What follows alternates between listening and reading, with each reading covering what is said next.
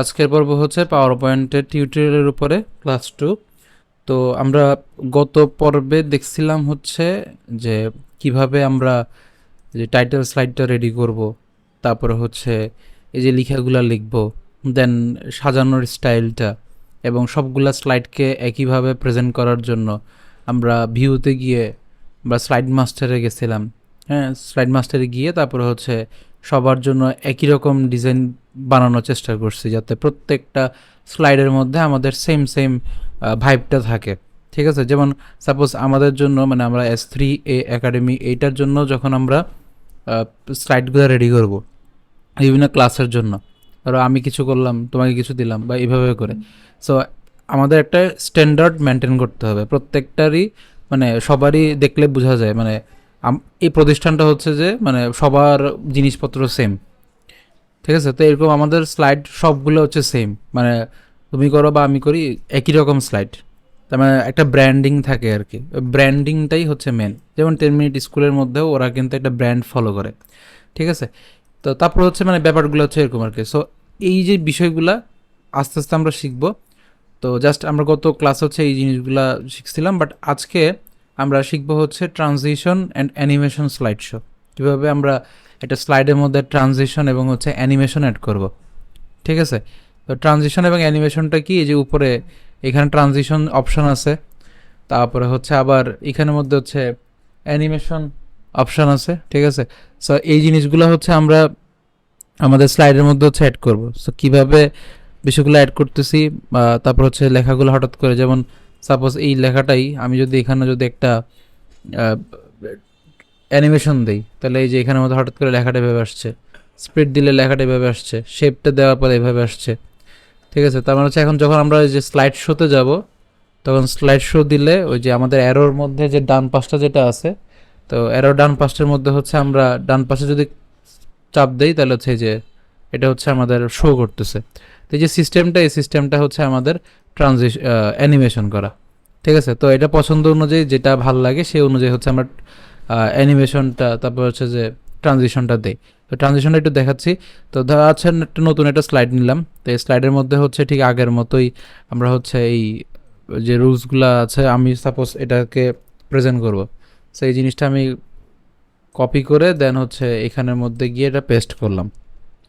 ঠিক আছে, পেস্ট করলাম। আচ্ছা, তো এখন আমি চাচ্ছি যে ধরো এখানের মধ্যে তো সাধারণত পাওয়ার পয়েন্টের স্লাইডগুলোতে যত মানে সিম্পল রাখা যায় বলতে মানে গাদাগাদি না করা। যেমন এখানে দেখো যে আমি একটা এই প্রথম 1 নম্বর রুলসের জন্য একটা স্লাইড, এইটা পুরোটা একটা স্লাইড, আবার 3 নাম্বার যেটা শো করতেছে, আবার 4 নাম্বারটার মধ্যে দেখো যে এখানের মধ্যে 2 নাম্বার রুলসের জন্য আবার আরেকটা স্লাইড নিয়েছে। ঠিক আছে, তো চাইলে কিন্তু 1 নাম্বার 2 নাম্বারটাকে কিন্তু আমরা একসাথেই কিন্তু নিতে পারি। ঠিক আছে, তো আমি ভিডিওটা বড় যেহেতু না হয় সেজন্য হচ্ছে আমি একটা কাজ করি, এটাকে ডুপ্লিকেট করে এটা তাড়াতাড়ি দেখানোর সিস্টেমটা করতেছি। তো এটা দেখো যে আমাদের এই common rules on right from a verb, এখানে হচ্ছে 1 নাম্বার যে রুলসটা আছে, আমি চাই যে 1 নাম্বারটার সাথে 2 নাম্বারটাও শো করার জন্য। কিন্তু আবার চাই হচ্ছে স্লাইড শো এর মধ্যে যখন স্লাইড শো দিব, প্রথমে 1 নাম্বারটা আসছে, আবার তারপর হচ্ছে অ্যারোটা দিলে 2 নাম্বারটা আসবে। এভাবে তো 2 নাম্বারটা আসছে। ঠিক আছে, এখানে তো আসে না, এটা এই যে উপরে যদি আমি যাই আগের ক্লাসের এখানে, তো এখানে ধর হচ্ছে 1 নাম্বারটা আসছে, দেন এটা দেওয়ার পর হচ্ছে 2 নাম্বারটা আসছে। কিন্তু আমি চাই যে এখানের মধ্যে একটা ধর ট্রানজিশন অ্যাড করতে। ঠিক আছে, তো ট্রানজিশন অ্যাড করতে গেলে ধর হচ্ছে আমি এই জায়গাতে আসলাম, এই জায়গাতে গিয়ে হচ্ছে এটা ট্রানজিশন অ্যাড করে দিলাম। সাপোজ এরকম একটা আসলো, মানে হঠাৎ করে একটা পর্দার মতো আসছে, অথবা এই যে এরকম কভারের মতো আসছে। তো এইটা করলে আসলে কেমন হয় একটু দেখায় স্লাইড শো করে। এই যে ধরো আমি আগের স্লাইডে শুরু করলাম যে রাইট ফ্রম ভার্ভ, এটা হচ্ছে আমাদের টাইটেল স্লাইড, এখানে আমরা আমাদের পরিচয় দিব। দেন তারপরে হচ্ছে আমরা ক্লাস শুরু করতেছি। তাই ক্লাস শুরু করার জন্য যে আমাদের ডান পাশের অ্যারোতে যদি এই যে চাপ দেই, এই যে আসলো, এইটাকে বলতেছে হচ্ছে আমাদের ট্রানজিশন করা। ঠিক আছে, তারপরে হচ্ছে মানে আমাদের প্রেজেন্টেশনটা জিনিসটা সহজ করা, সুন্দর করা আর কি। তো সাধারণত আমরা যখন নর্মাল ক্লাস নেই বা যখন আমরা ভার্সিটিতে বা প্রেজেন্টেশন করি, তখন এই সমস্ত যে ট্রানজিশন এগুলা মানে প্রফেশনাল যে ব্যাপারটা থিসিসের মধ্যে আমরা যখন করতে যাই, তখন এই প্রফেশনাল ব্যাপারগুলোতে এই সব ট্রানজিশন আমরা কম ইউজ করি। কেন কম ব্যবহার করি? কারণ হচ্ছে যে এই যে হঠাৎ করে এখানে আমি স্লাইড শো করলাম, হঠাৎ করে এই যে চোখের মধ্যে একটা আসে পড়লো, ঠিক আছে, মানে এভাবে হঠাৎ করে আসে পড়ছে, এটা দেখতে কেমন, মানে হঠাৎ করে এটা কনসেন্ট্রেশনটা নষ্ট করে। তো যার কারণে হচ্ছে যে অনেক জায়গাতে বলে যে আমাদের ট্রানজিশনটা ইউজ না করার জন্য, ঠিক আছে। তো আচ্ছা যাক, তো এখন হচ্ছে যে এখানে আমি রুলস 1-এর মধ্যে আমি রুলস 2টাও রাখতে চাই, কিন্তু ব্যাপারটা হচ্ছে যে যেমন দেখো যে এই জায়গাতে আমি হচ্ছে অ্যানিমেশনটা অ্যাড করব। ধরো আমি একটা লেখা দিলাম যে এইভাবে আসছে, এখন এটাকে যদি একটু স্লাইড শো দেই, দেখো কেমন দেখে। স্লাইড শো দেওয়ার পরে জাস্ট শুধুমাত্র common rules on right from a verb আসছে। তা আমি যখন হচ্ছে যে ওই যে অ্যারোর মধ্যে ডান পাশের অ্যারোটা ক্লিক করব, তাই দেখবো যে এই যে লেখাটা এইভাবে করে আসলো, শো করছে। দেন আমি চাই যে 2 নাম্বারটা এই 1 নাম্বারটার নিচেই আসুক, ঠিক আছে, অন্য কোনো স্লাইডে না আসুক, মানে আরেকটা নতুন আরেকটা স্লাইড নিয়ে, মানে আলাদা স্লাইডে না দিয়ে আমরা একটা স্লাইডের মধ্যে দুইটা রুলস নিব। যেমন এই স্লাইডটার মধ্যে 1 নাম্বার আসছে, 2 নাম্বারটা আসছে আলাদা, মানে দুইটা আলাদা আলাদা স্লাইড করছি। তো দেখতে একটা সিম্পল ভাইব আছে, বাট আমি চাচ্ছি যে 2 নাম্বারটাকেও আমরা 1 নাম্বারের সাথে একসাথে একটা স্লাইডের মধ্যে রাখতে চাই। তাহলে এই যে এটাকে আমি জাস্ট কপি করছি, এটা টাইপ করবা, টাইপ করলে হাত ক্লিয়ার হবে, ঠিক আছে, টাইপিংয়ের হাতটা ক্লিয়ার হবে। সো এই যে পেস্ট, তাহলে আমি হচ্ছে যে দুইটা একসাথে করলাম। তাহলে একসাথে করার পরে তাহলে হচ্ছে এখানে আমাদের স্লাইড শো করবো, তাহলে ফ্রম কারেন্ট স্লাইড। তাহলে কী হলো, এই যে common rules on right from ভার হয়েছে। দেন আমি যখন অ্যারোটা চাপ দিব তখন 1 নাম্বারটা আসছে, দেন হচ্ছে 2 নাম্বারটা আসছে, ঠিক আছে, দুইটা কিন্তু আলাদা আলাদা করে আসছে। মানে একটা, মানে আমি আর প্রেজেন্টার যখন, অর্থাৎ যে যখন ক্লাস নেবে বা হচ্ছে যে প্রেজেন্ট করবে, তার এই ব্যাপারগুলো মাথায় মাইন্ড সেট আপ থাকবে যে আমি কীভাবে, মানে এটা যে ক্লাস নিচ্ছে বা যে প্রেজেন্ট করতেছে সেই তো তৈরি করবে। তো এটা প্রেজেন্টের আগে একবার দেখে নিতে হয় যে এই টপিকের পরে এই টপিক আসতেছে। তাহলে common rules on right from a verb, আমরা প্রথমে 1 নম্বর রুলস নিয়ে আলোচনা করবো। তাহলে 1 নম্বর রুলসের জন্য আমরা চাপ দিলাম। দেন কোনো সময়ের উল্লেখ থাকে না এমন সেন্টেন্স যদি, মানে এইভাবে করে আমরা দিলাম। দেন তারপর হচ্ছে কিছু উদাহরণ দিতে পারি, তো উদাহরণগুলো আমরা নিচে যে চাপ দিয়ে উদাহরণগুলো এখানে রাখতে পারি 2-এর জায়গায়, অথবা এই যে 2 নাম্বার রুলসটা এভাবে রাখতে পারি। মানে এটা হচ্ছে যে আমাদের টপিকের উপরে ডিপেন্ড করে কখন কিভাবে সাজাবো এটা নির্ভর করতেছে। কিন্তু এখন আমাদের কাজ কি, যে আমরা এই যে অ্যানিমেশন, এখানের মধ্যে আমরা অ্যানিমেশনটা, হ্যাঁ অ্যানিমেশনটা দেখলাম যে এখানে 1 নাম্বার আসছে, এখানে 2 নাম্বার আসছে, ঠিক আছে, এভাবে করে আলাদা আলাদা করে আমরা অ্যানিমেশন অ্যাড করতে পারি। তাহলে যে দেখো যে এখানের মধ্যে 1 নাম্বার লেখা আসছে, তার মানে কি প্রথমে চাপ দিলে আমাদের এই 1 নাম্বার রুলসটা প্রথমে আগে শো করবে, তারপর হচ্ছে এই 2 নাম্বারটা, তারপর হচ্ছে 2 নাম্বারটা শো করবে, এটা অটোমেটিক্যালি। তারপর এখন চাই যে আমার এই স্লাইডটার মধ্যে আমি হচ্ছে যে ট্রানজিশন অ্যাড করব।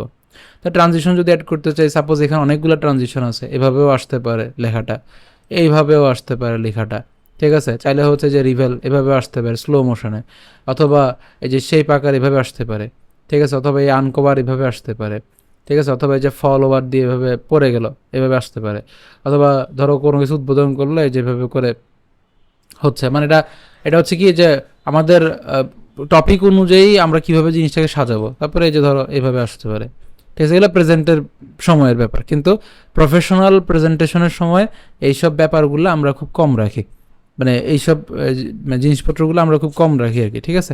যেমন আমার থিসিসের একটু প্রেজেন্টেশনের একটু জায়গাটা দেখাই, তাহলে যে জাস্ট সিম্পল, তারপরে এই যে সিম্পল রাখা হয়েছে, কিন্তু এখানে কিন্তু কোনো ট্রানজিশন দিই নেই, কোনো অ্যানিমেশন দিই নেই। প্রফেশনাল বা আমাদের যখন স্টাডি রিলেটেড যখন আমরা প্রেজেন্টেশন রেডি করব, তখন হচ্ছে যে ওইসব ট্রানজিশন অ্যানিমেশনগুলো দিলে আসলে হচ্ছে যে যে এক্সামিনার থাকে বা হচ্ছে যে সামনে যারা অডিয়েন্স থাকে, বা যখন সাপোজ এই যে অনলাইন কোচিং ক্লাস নিচ্ছি এখন, সাপোজ S3-এ আমাদের ক্লাস সামনে নিবা, তো তখন হচ্ছে ধরো এই যে এরকম ট্রানজিশন দিলে তখন হচ্ছে যে দেখা যায় যে অনেকের কনসেন্ট্রেশনটা নষ্ট হয়। তো এই যে জাস্ট সিম্পলভাবে স্লাইডগুলা রেডি হয়েছে, জাস্ট এইভাবে, ঠিক আছে। তো এই যে কীভাবে আমরা ছবি অ্যাড করছি না করছি, ব্যাকগ্রাউন্ডে ছবি অ্যাড করছি কীভাবে করছি, এইসব জিনিসগুলো দেখাবো আস্তে আস্তে। তো আজকের প্রথমের এই অংশটার আমার কাজ হয়েছে যে কি করা, যে এই যে কিভাবে আমরা ট্রানজিশনটা অ্যাড করব এবং অ্যানিমেশনটা অ্যাড করব বিষয়টা, ঠিক আছে।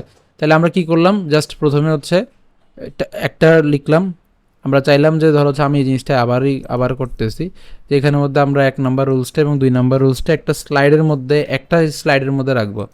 তাহলে কি করলাম, এই যে ক্লিক টু অ্যাড টেক্সট এখানের মধ্যে হচ্ছে একটা দিলাম। দেন তারপর হচ্ছে আরেকটা চাচ্ছি যে কি আরেকটা রুলস আমরা হচ্ছে এই একই স্লাইডের মধ্যে লিখবো। সো এই সেম জিনিস এখানে গিয়ে এন্টার দিলেই বুলেট পয়েন্টটা চলে আসবে অটোমেটিক্যালি। এবং এখানের মধ্যে কন্ট্রোল ভি দিলে আমাদের 2 নাম্বারটাও চলে আসছে। ঠিক আছে, দেন এবার চাচ্ছি যেমন এই অংশটাকে যখন হচ্ছে আমরা স্লাইড শোয়ে গিয়ে ফ্রম কারেন্ট স্লাইড দিব, তখন হচ্ছে পুরোটাই কিন্তু স্লাইডে কিন্তু সবগুলো কিন্তু একসাথে শো করতেছে। কিন্তু আমি চাই যে না, এখানের মধ্যে সামান্য একটি অ্যানিমেশন অ্যাড করতে।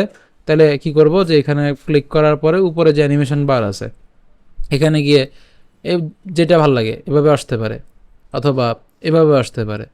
ঠিক আছে, মানে যেভাবে ভালো লাগে ওইভাবে দেওয়া যায়। যেমন সাপোজ আমি এখানে ফ্লোটিং দিলাম, তো এটা অ্যাড করার পরে যে স্লাইড শো এর মধ্যে গিয়ে ফর্ম কারেন্ট স্লাইড দিলাম, তাহলে শুধুমাত্র আমার টাইটেলটা আসছে, উপরে যে আমরা হেডিংটা দিছি বা আমাদের এই স্লাইডটার মূল টপিকটা আসলে কি সেই বিষয়টা আমি উপরে উল্লেখ করে দিছি যে common rules on right from of verb. তাহলে এখানকার আমরা হচ্ছে 1 নম্বর রুলসটা নিয়ে আলোচনা করতেছি। তাহলে প্রথম হচ্ছে 1 নম্বরটা আসলো এভাবে, তারপর হচ্ছে একই স্লাইডের মধ্যে 2 নম্বরটা এভাবে আসলো। ঠিক আছে, চাইলে হচ্ছে আমরা এখানের মধ্যে সাপোজ আমি এক্সাম্পলটা টেনে আনি, এখানে আমি এক্সাম্পলটা টেনে আনি। হ্যাঁ, এক্সাম্পল ধরো এই এক্সাম্পলটা আমি ধরো স্লাইডের মধ্যে অ্যাড করতেছি।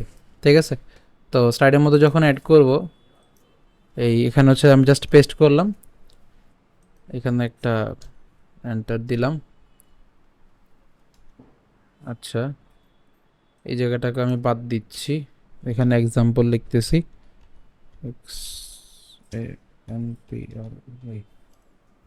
এক্সাম্পল। ঠিক আছে, আমি চাচ্ছি যে এটা এক্সাম্পল আকারে এভাবে থাকবে এবং এটা হচ্ছে তার অ্যান্সার। ঠিক আছে, তো তারপর হচ্ছে তাহলে এখন এই জিনিসটাকে এখন আমরা স্লাইড শো করবো। তাহলে স্লাইড শো এখানে যে অ্যানিমেশন কিন্তু অলরেডি রেডি করাই আছে। ঠিক আছে, এটা চাইলে আমরা একটার মধ্যে বানাইতে পারি, মানে আলাদা আলাদা করে আসবে। আচ্ছা, এভাবেই থাকুক। তো এটা হচ্ছে আমরা কি করব, যে স্লাইড শোতে যাব, স্লাইড শোতে গিয়ে কারেন্ট স্লাইড, তাহলে এই যে আসলো। তা এখন আমরা 1 নম্বর স্লাইড রুলসটা প্রেজেন্ট করলাম, এটা বোঝানো হলো। দেন এটার উপর আমরা এক্সাম্পলটা রেডি করতেছি, এইভাবে করে আসছে একটা একটা করে। তা তখন কী হবে, যেমন হচ্ছে যে এখানে যখন আমরা প্রেজেন্ট করবো I walk in the morning everyday suppose, তাহলে সাপোজ এখানে হচ্ছে তোমার রুলস অনুযায়ী তুমি এখানে ব্যাখ্যা করলা, তারপরে হচ্ছে এবার এটার অ্যান্সারটা এভাবে জানাই দিলা যেটা ওয়াক হবে। ঠিক আছে, ব্যাপারটা হচ্ছে এভাবে করে। সো এখানে আমরা ট্রানজিশনটা কখন ইউজ করতেছি, কখন হচ্ছে অ্যানিমেশনটা ইউজ করতেছি, এই বিষয়টা হচ্ছে ক্লিয়ার জানতে হবে আর কি।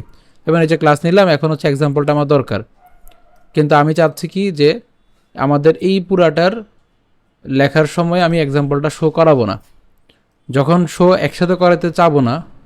অর্থাৎ প্রথমে হচ্ছে 1 নম্বরটা আমরা হচ্ছে রুলসটা শো করাবো,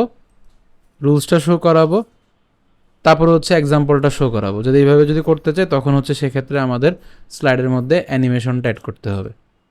ঠিক আছে, আর ট্রানজিশন কোনটা, ট্রানজিশনটা হচ্ছে যে একটা স্লাইড ধরো, এই স্লাইডটার পরে আমি স্লাইড শোতে আবার যাচ্ছি, দেখাচ্ছি। এই স্লাইডটা যেটা আছে, এই স্লাইডের মানে আগের যে স্লাইডটা আছে, এই স্লাইডের পর হচ্ছে এই যে চেঞ্জ হচ্ছে এভাবে, এবার ডিরেক্ট চলে আসতেছে। এই কাজটা না করে আমি ধরো হচ্ছে যে এই জায়গাতে অন্য কিছু মানে ট্রানজিশন অ্যাড করতে চাই, সাপোজ আনকভার দিলাম। এর আগেরটার মধ্যেও আমি একটা সিম্পল, কারণ এগুলো সিম্পল দেওয়াই ভালো, এগুলো হচ্ছে বেশি মানে ঝামেলা না দিয়ে সিম্পল দেওয়া ভালো। অথবা হচ্ছে যে এখানের মধ্যে হচ্ছে আমরা রিভেল দিলাম সাপোজ, বা হচ্ছে এভাবে দিলাম। ঠিক আছে, এভাবে রাখলাম। তাহলে হচ্ছে যেমন ধরো সাপোজ এই আজকের এই জিনিসটা আমি এখানে স্লাইড শো করব, তো এই যে স্লাইড শো ফ্রম বিগিনিং দিব না, ফ্রম বিগিনিং দিলে কি হবে, 1 নম্বর থেকে শো করা শুরু করবে।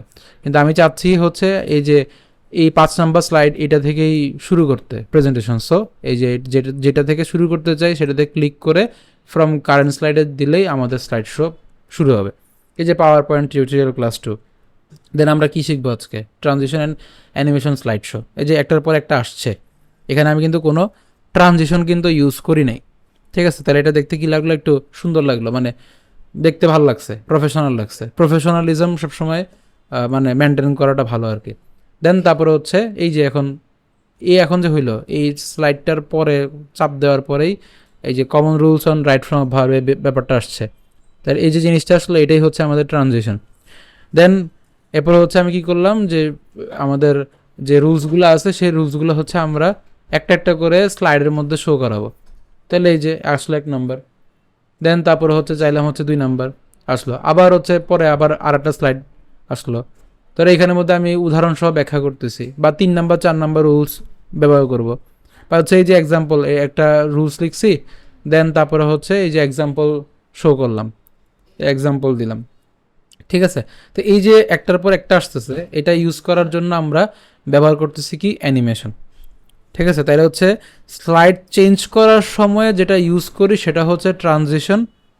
এটা হচ্ছে আমাদের পুরো ভিডিওটার মোরাল অফ দ্য স্টোরি, মানে স্লাইড চেঞ্জ করার সময় আমরা যেটা ব্যবহার করি সেটা হচ্ছে ট্রানজিশন।